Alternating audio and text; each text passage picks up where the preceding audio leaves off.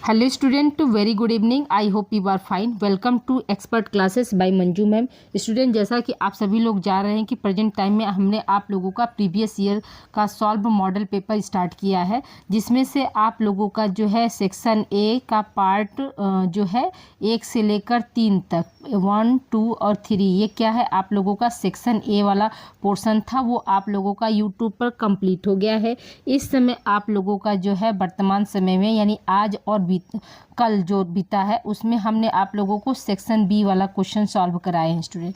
तो आशा करती हूँ आप लोगों को पार्ट ए 1, 2, 3 जो है आप लोगों को अच्छे से तैयार हो गया होगा, और एग्जाम में अगर ये क्वेश्चन आप लोगों को आते हैं तो आप ये मतलब ये क्वेश्चन जो है आप लोग मिस नहीं करेंगे। ठीक है, तो ये जितने भी लॉन्ग क्वेश्चन है वो आपके एग्जामिनेशन के पॉइंट ऑफ व्यू से मोस्ट इंपॉर्टेंट है। तो आइए हम स्टार्ट करते हैं। किस क्लास की बात मैं कर रही हूँ, तो BA BSc 3rd semester home science, जिनका एग्ज़ाम कब होने वाला है स्टूडेंट, तो 13 जनवरी यानी मंडे को। आज क्या, आज 11 जनवरी है, तो परसों यानी मंडे को आप लोगों का एग्ज़ाम होगा। पेपर का नाम क्या है, तो उन्नत पोषण एवं मानव विकास। और जो है सेक्शन हमने कौन सा स्टार्ट किया, तो सेक्शन जो है आप लोगों का हमने बी स्टार्ट किया। ये कौन सा पार्ट है स्टूडेंट, ये देखिए आप लोगों का पार्ट जो है 5 है। ठीक है, अगर आप लोगों को और वीडियो चाहिए स्टूडेंट, यानी कल 12 जनवरी को भी अगर एक क्लास आप लोगों को चाहिए, तो जैसा होगा आप मैसेज करेंगे तो उसके अकॉर्डिंग हम आप लोगों को शाम तक एक क्लास या दोपहर में 2 बजे तक हार्डली एक क्लास और आप लोगों को हम दे देंगे। देखिए यहाँ पर क्या क्वेश्चन है आपका कि किशोरावस्था के आहार में पोषक तत्व क्यों आवश्यक होते हैं।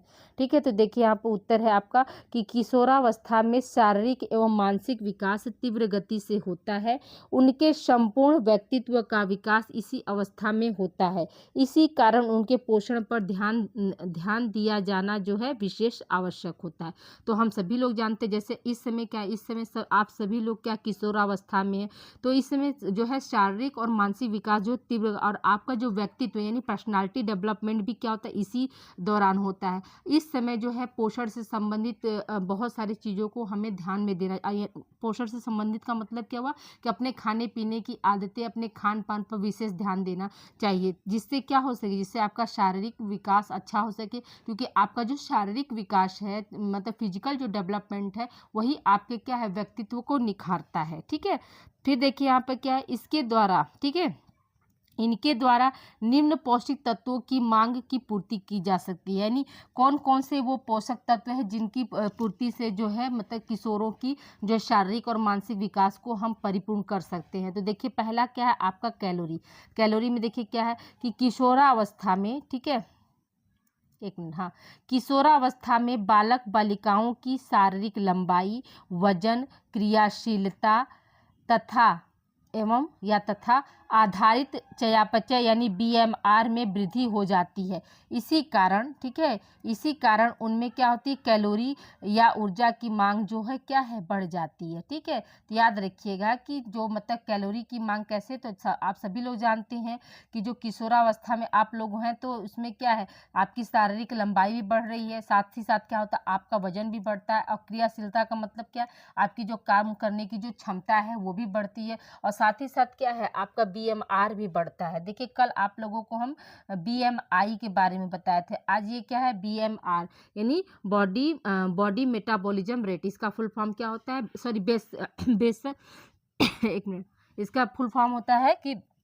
बेसिक मेटाबॉलिज्म रेट होता है। ठीक है, तो ये आपको कल में हमने आप लोगों को BMI बताया था, इसको बारे में भी जानती है। BMR का क्या होता है, बेसिक मेटाबॉलिज्म रेट होता है। ठीक है, तो आप देखिए यहाँ पे कैलोरी कितना है, तो ICMR के अनुसार जो है मतलब किशोरों को कितनी जो है कैलोरी की आवश्यकता होती है। तो देखिए ICMR के भोज्य विशेषज्ञों के अनुसार 13 से 15 वर्ष के बालकों को 2450, ठीक है, 2450 किलो कैलोरी तथा 13 से 15 वर्ष की बालिकाओं के लिए 2060 किलो कैलोरी दैनिक ऊर्जा का प्रस्तावना रखा गया है। यानी कहने का मतलब क्या है कि जो आप लोग जैसे 13 से लेकर 15 वर्ष के जो किशोर लड़के, ठीक है, जो लड़के हैं उनको जो है एक दिन में, दैनिक का मतलब क्या हुआ, एक दिन में कितने किलो कैलोरी ऊर्जा की जरूरत पड़ती है, तो याद रखिएगा कि 24-50 जो है उनको क्या है, किलो कैलोरी ऊर्जा की आवश्यकता पड़ती है। और वहीं पे क्या है,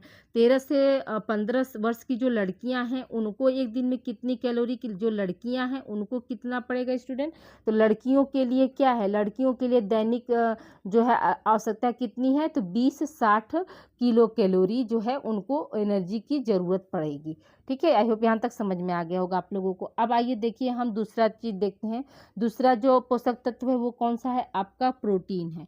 तो देखिए इस अवस्था में शारीरिक विकास अत्यंत तीव्रता से होने के कारण क्या होता है, और मांसपेशियों के निर्माण, कोशिकाओं की टूट फूट की मरम्मत, नए कोषों एवं तंतुओं का निर्माण, हार्मोन्स का निर्माण, ये सभी, ठीक है, ये सभी के लिए क्या होता है, प्रोटीन युक्त भोज्य पदार्थ देना अति आवश्यक होता है। तो जैसा कि हम सभी लोग जानते हैं कि जो प्रोटीन से क्या होता है, हमारे शरीर में जो भी मसल्स की टूट फूट हमेशा होती रहती है, तो उसको नया कोषों का या नए सेल्स का निर्माण में कौन सा पोषक तत्व जैसे सबसे ज़्यादा अहम भूमिका निभाता है, तो सबसे ज़्यादा जो अहम भूमिका निभाने वाला पोषक तत्व कौन सा है, तो प्रोटीन होता है। प्रोटीन को इसीलिए बॉडी बिल्डिंग एलिमेंट्स कहा जाता है। ठीक है, तो आप देखिए ICMR के अनुसार जो है प्रोटीन कितने ग्राम देना चाहिए एक दिन में, तो देखिए ICMR के भोज्य विशेषज्ञों के अनुसार 13 से 15 वर्ष तथा 16 से 18 वर्ष के किशोरों के लिए 70 ग्राम, ठीक है, यानी जो 13 से 15 वर्ष के हैं किशोर उनको 70 ग्राम, और जो मतलब 16 से लेकर 18 वर्ष के हैं किशोर उनको कितना देना है, 78 ग्राम देना है। प्रतिदिन प्रोटीन की मात्रा अवश्य मिलनी चाहिए। इसके अतिरिक्त किशोरियों के लिए 13 से 15 वर्ष जो है और 16 से 18 वर्ष है, तो उसमें 13 से 15 वर्ष के लिए कितना है, तो 65 ग्राम है, और 16 से 18 वर्ष के लिए कितना है, तो 23 ग्राम है। देखिए यहाँ पर क्या है, 13 से 15 में क्या हो रहा है, 65 ग्राम, यानी आपको अधिक देना है, 65 ग्राम देना है। लेकिन वहीं पे क्या है, 16 से जब 18 वर्ष की बात हो जा रही है तो वहाँ पे क्या हो रहा है, आपका 60 ग्राम दिया जा रहा है। ठीक है, तो याद रखिएगा कि जो लड़कों का उम्र है और लड़कियों को उम्र में अंतर है, उम्र में अंतर के साथ साथ क्या, प्रोटीन की जो रिक्वायरमेंट है उसमें भी अंतर देखा गया। जैसे 13 से 15 वर्ष के लिए कितना देना है, तो 70 ग्राम देना है, और 16 से 18 वर्ष के लिए कितना देना है, तो 78 ग्राम देना। उसी तरह से क्या है, लड़कियों के लिए 13 से 15 के लिए कितना है, 65 ग्राम है, और 16 से लेकर 18 वर्ष की लड़कियों के लिए कितना है, तो 63 ग्राम है। ये डाटा भी आप लोग याद रखिएगा। ठीक है, अब देखिए, अब आते हैं हम वसा की तरफ बात करते हैं। तो देखिए वसा में क्या है, वसा में दिया है कि वसा का मुख्य कार्य क्या होता है, ऊर्जा देना। ऊर्जा देने का मतलब क्या हुआ कि एनर्जी देना। हम किसी भी कार्य को कैसे कर पाते हैं, जब हमारे शरीर में एनर्जी रहती तभी हम किसी कार्य को कर पाते हैं। ठीक है, तो वसा का मुख्य कार्य क्या है, ऊर्जा देना है। इसी कारण किशोर एवं किशोरियों को प्रतिदिन 22 ग्राम वसा की आवश्यकता होती है।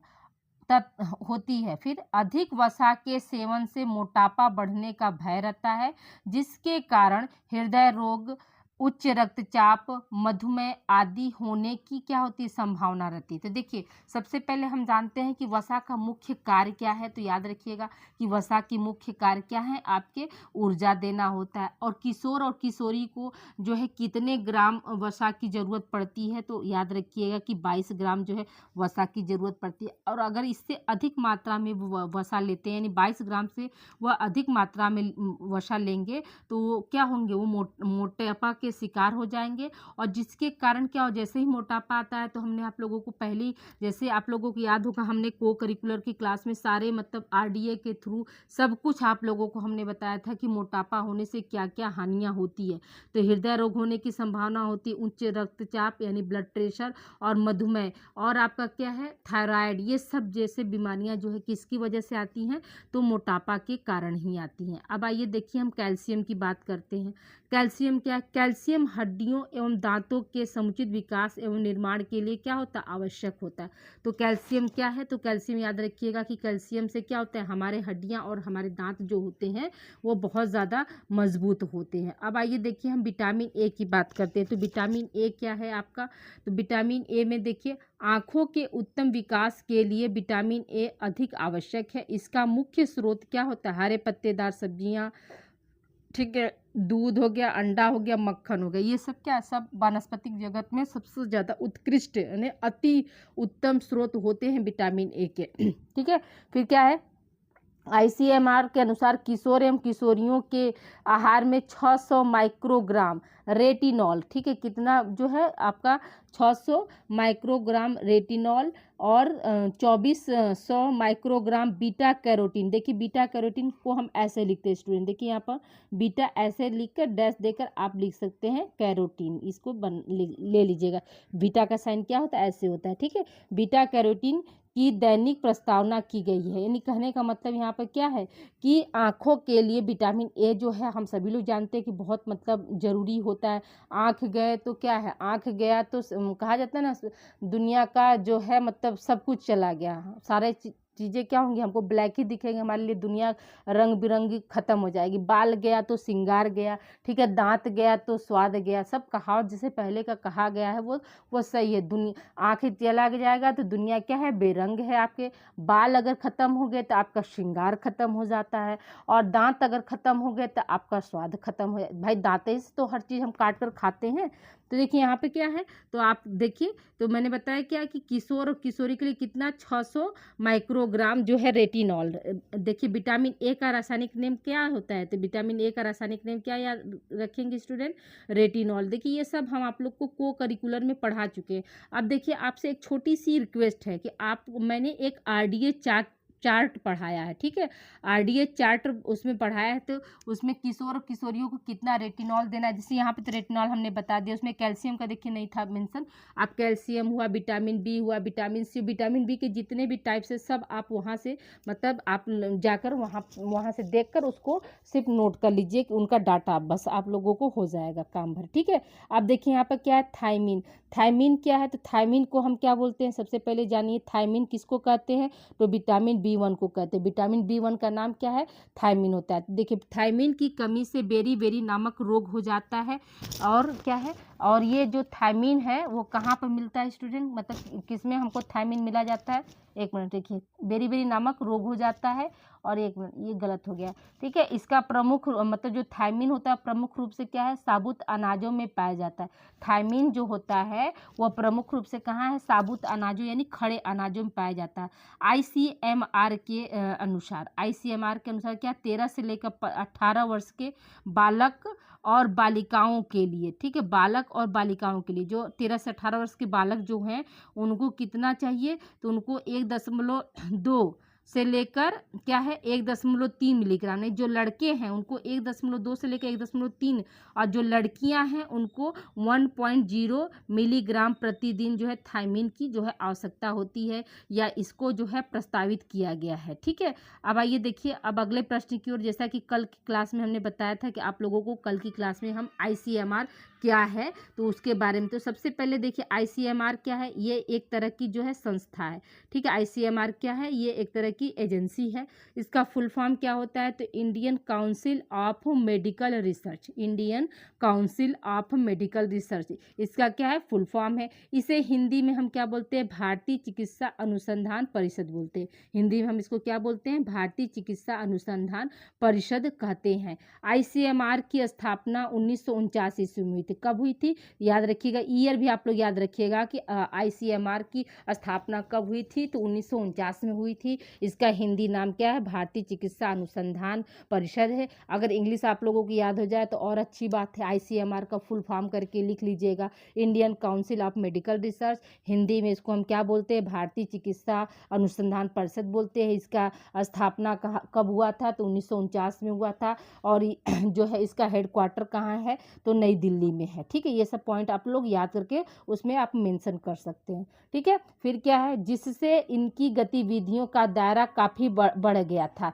ठीक है, इनसे क्या हुआ, इनकी गतिविधियों का जो दायरा था वो काफ़ी बढ़ गया और आईसीएमआर में बायोमेडिकल रिसर्च के विकास संगठन तथा प्रोत्साहन के लिए एक प्राथमिक एजेंसी है। जो आईसीएमआर है वो क्या है, वो आपका जो है एक मतलब बायोमेडिकल रिसर्च के विकास और संगठन और तथा प्रोत्साहन के लिए क्या एक प्राथमिक एजेंसी है। यानी यहाँ पर क्या आईसीएमआर के थ्रू क्या किया गया, यहाँ पर जो आईसीएमआर के थ्रू जो है मेडिकल साइंस मतलब कैसे आगे बढ़ सकता है इसके बारे में जो है मतलब काम किया गया है। अब देखिए यहाँ पर क्या है कि आईसीएमआर जो है कैसी संस्था है, तो याद रखिएगा कि यह भारत सरकार द्वारा वित्त पोषित है। यह भारत सरकार द्वारा क्या है, वित्त पोषित है।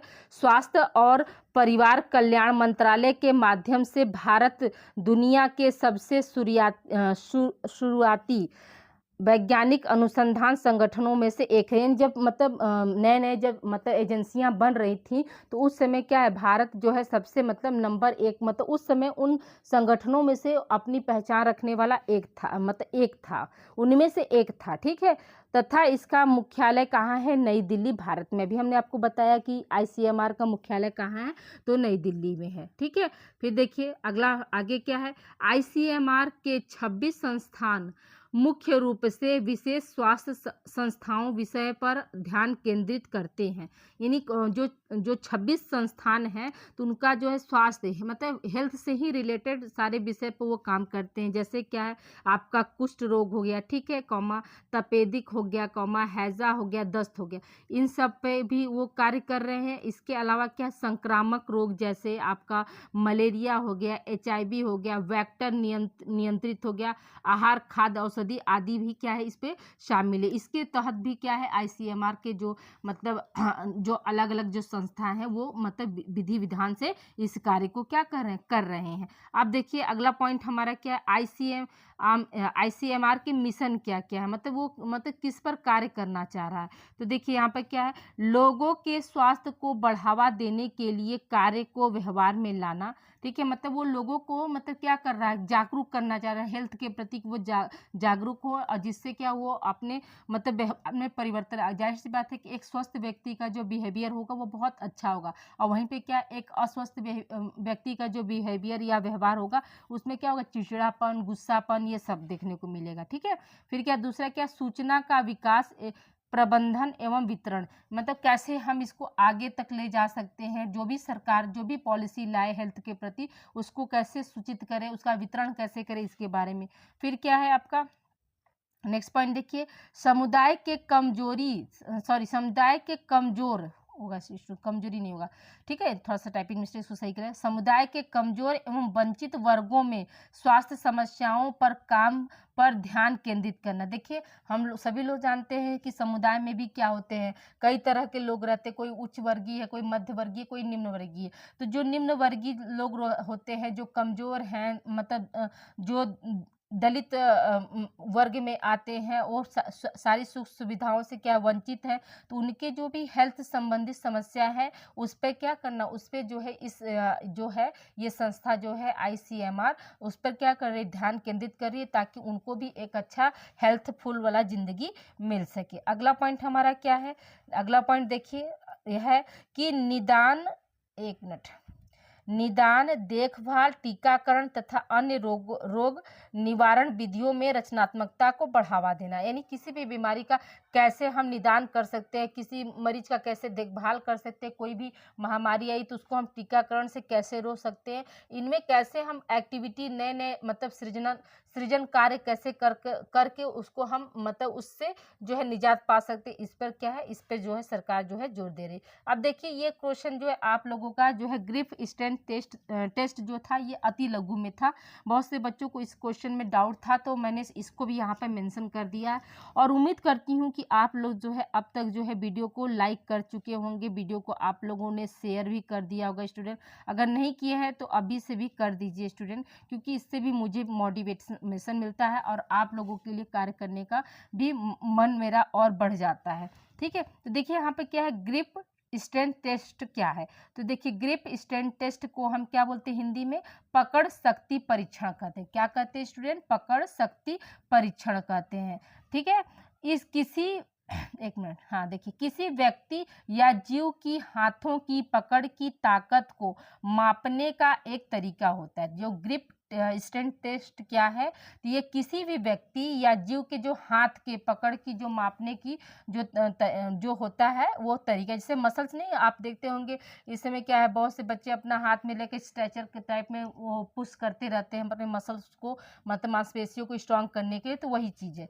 फिर क्या है, यह परीक्षण किसी व्यक्ति की मांसपेशियों की ताकत और समग्र ताकत का पता लगाने के लिए क्या है, किया जाता है। ठीक है, यानी देखिए यह परीक्षण क्या, किसी व्यक्ति की मांसपेशियों में कितनी ताकत है और समग्र मतलब उसमें कितने अभी वैसे मतलब मौजूद है, इन सबको जो टेस्ट कौन करता है, तो उसको हम किस टेस्ट के थ्रू जान सकते हैं? तो ग्रिप स्ट्रेंथ टेस्ट के थ्रू हम जान सकते हैं। अब देखिए एक प्रश्न था कि पोषण मूल्यांकन से आप क्या समझते हैं? तो देखिए पोषण मूल्यांकन क्या होता है? तो देखिए पोषण मूल्यांकन या न्यूट्रिशनल असेसमेंट मुख्य रूप से डेटा संग्रह पर आधारित होता है। पोषण मूल्यांकन क्या होता है?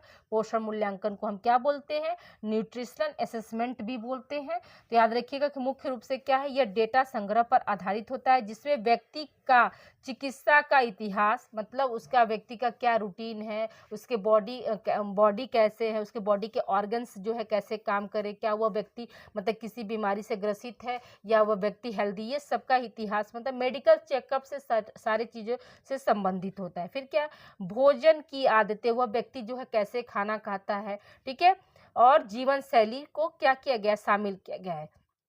एकत्र किए गए आंकड़ों के आधार पर संबंधित पोषण विशेषज्ञ मूल्यांकन करता है कि क्या विषय में स्वस्थ भोजन की आदतें हैं या नहीं। पोषण मूल्यांकन के 4 रूप होते हैं। देखिए यहाँ पे क्या है, पोषण मूल्यांकन में यहाँ पे पहले हमने क्या बताया कि जो पोषण मूल्यांकन होता है या न्यूट्रिशन असेसमेंट जो होते हैं, वो क्या है, डाटा एकत्रित करते हैं और वो डाटा किससे संबंधित होता है? व्यक्ति के चिकित्सा के इतिहास से संबंधित होता है, उसके भोजन की आदतें से, उसका लाइफ स्टाइल कैसा, इन सब चीज़ को क्या किया जाता है, शामिल करके जो है डाटा का कलेक्शन किया जाता है। फिर क्या होता है, फिर डाटा को एक जगह एकत्र करके मतलब न्यूट्रिशनल जो होते हैं, जो स्पेशलिस्ट होते हैं, उनको देखा जाता है, तब वो मूल्यांकन करके बताते हैं कि यह व्यक्ति क्या स्वस्थ है कि नहीं स्वस्थ है, इसमें जो भोजन की जो आदतें हैं वो अच्छी हैं या बुरी हैं। ये सब कुछ क्या है, आपके पोषण मूल्यांकन के जो मतलब स्पेशलिस्ट होते हैं, विशेषज्ञ होते हैं, वही बताते हैं। अब देखिए पोषण मूल्यांकन के कितने रूप होते हैं, तो हम क्या बताएंगे, सर्वेक्षण है, निगरानी है, स्क्रीनिंग है और हस्तक्षेप है। ये क्या है, ये आपके जो है पोषण मूल्यांकन के 4 रूप होते हैं, ये 4 एलिमेंट होते हैं। ये आपका इंपॉर्टेंट है, इसको अभी का अभी याद कर लीजिए, अभी के अभी इसको नोट भी कर लीजिए, ठीक है। अब आइए हम अगले प्रश्न की ओर बढ़ते हैं। अगला प्रश्न हमारा क्या है, आहार नियोजन के सिद्धांत बताइए। आहार नियोजन के सिद्धांत क्या है? तो देखिए आहार नियोजन के निम्न सिद्धांत है। पहला क्या है आपका, प्रत्येक सदस्य की दैनिक प्रस्तावित भोज्य तत्वों की आवश्यकता की पूर्ति करना। यानी कहने का मतलब क्या है कि घर में जितने भी सदस्य हैं उनकी दैनिक का मतलब क्या हुआ कि एक दिन में जो भी प्रस्तावित भोज्य तत्व है उसकी आवश्यकता को क्या करना चाहिए, पूरा करना चाहिए, ठीक है।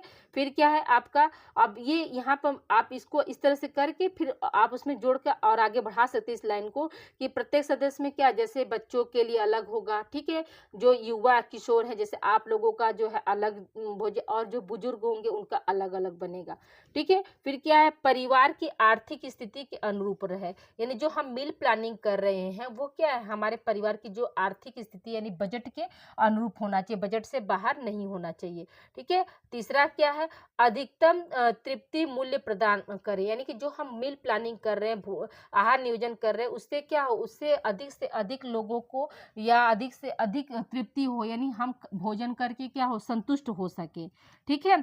अगला पॉइंट हमारा क्या है, समय और शक्ति एवं ईंधन की बचत हो। ठीक है, ऐसा मील प्लानिंग होना चाहिए जिसमें क्या हो सके, समय और शक्ति दोनों का हम क्या कर सकते हैं, समय शक्ति एवं ईंधन की बचत कर सके, ऐसा मील प्लानिंग होना चाहिए। फिर क्या है, भोजन के मनोवैज्ञानिक पहलुओं पर भी ध्यान दिया जाना चाहिए। यानी भोजन क्या है, हमने आपको बताया था कि भोजन से क्या होता है, हमें एक संतुष्टि मिलती है ना, तो वो क्या है, मानसिक शांति, तो वो क्या है, मनोवैज्ञानिक पहलू से है ना, हमारा दिमाग तृप्त होता है भोजन करने के बाद। हाँ, अगर किसी को भूख लगा है, खूब गुस्सा आ रहा है, लेकिन जैसे ही आप उसको भोजन करा दीजिए तो फिर क्या होता है, वो शांत हो जाता है। तो क्या एक तरह से मनोवैज्ञानिक संतुष्टि मिली ना, उस पे वही चीज़ है। ठीक है, अब आइए देखिए छठा पॉइंट हमारा क्या है कि आहार नियोजन क्या होनी चाहिए, लचीली होनी चाहिए। लचीली होने का मतलब क्या हुआ कि अगर हम कोई मील प्लानिंग कर लिए तो उसमें क्या हो, हम परिवर्तन आसानी से ला सके, ऐसा ना हो कि बिल्कुल कठोर वाली हो। ठीक है, फिर क्या है, दैनिक आहार नियोजन में हल्के तथा भारी दोनों तरह के जो है व्यंजन यानी खाना जो होता है उसको क्या करना चाहिए, शामिल करना चाहिए। मतलब लाइट भी हो और हैवी भी हो, ताकि हमारा जो न्यूट्रिशन हो वो अच्छे से मिल सके। फिर क्या है, भोज्य पदार्थों की मात्रा पर भी क्या हो, निर्भर हो, यानी कितनी क्वांटिटी में हम ले रहे हैं इसका भी हमको क्या करना चाहिए, उस पर हमको ध्यान देना चाहिए। ऐसा हमारा क्या है, आहार नियोजन होना चाहिए। आई होप यहाँ तक आप लोग को समझ में आ गया होगा ये सारे पॉइंट्स। ठीक है स्टूडेंट, तो आज के लिए इतना ही। अगर आप लोगों को और वीडियो चाहिए कल के लिए भी, संडे के लिए, तो आप जैसा कमेंट करेंगे उसके अनुसार हम आप लोगों को एक क्लास और दे देंगे। ठीक है, ओके स्टूडेंट, और इसको अच्छे से आप लोग याद कर लीजिएगा। ठीक है, ये आपके एग्जामिनेशन के पॉइंट ऑफ व्यू से मोस्ट इंपॉर्टेंट है। All the best for your exam. ठीक है, ओके स्टूडेंट, अपना बेस्ट दे कर आइएगा। ठीक है, मिलते हैं हम अगली क्लास में। Thank you for watching.